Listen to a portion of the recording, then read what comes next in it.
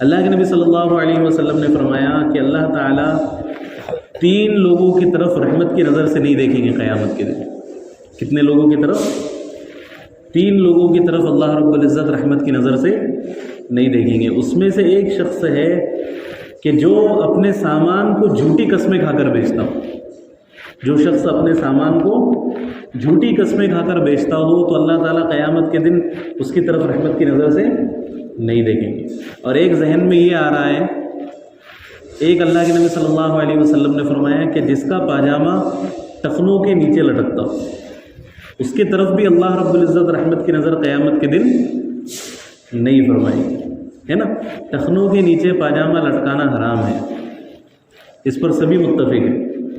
امام بخاری رحمۃ اللہ علیہ نے بخاری شریف کے اندر یہ روایت نقل کی ہے کہ ما اسفل من الکعبین من الازار فی النار، کہ ٹخنوں کے نیچے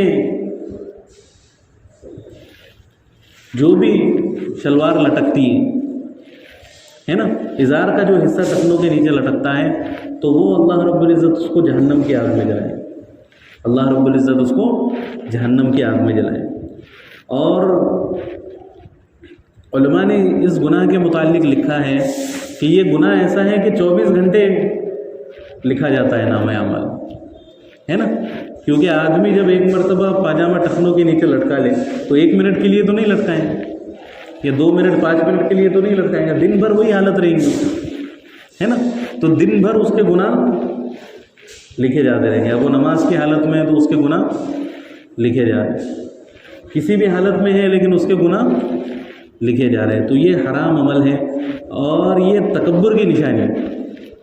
یہ کیا ہے؟ تکبر کی نشانی۔ اس وجہ سے اللہ کے نبی صلی اللہ علیہ وسلم نے منع فرمایا اور بہت شدت سے منع فرمایا، کیونکہ اس کے اوپر جہنم کی وعید ہے۔ اب جہنم کی وعید کسی مکروہ چیز پر تو نہیں آتی، ہے نا، کوئی مکروہ کام کرنے کے اوپر جہنم کی وعید نہیں آتی۔ تو اس سے یہ پتہ چلتا ہے کہ یہ عمل حرام ہے، اس کو حرام کا درجہ حاصل ہے۔ تو اس وجہ سے ان تمام کاموں سے اپنے آپ کو بچانا چاہیے۔ یہ اللہ رب العزت کی پکڑ کا ذریعہ بنتے ہیں، دنیا میں بھی اور آخرت میں بھی، دونوں جگہ اللہ رب العزت کی پکڑ کا ذریعہ بنتے ہیں۔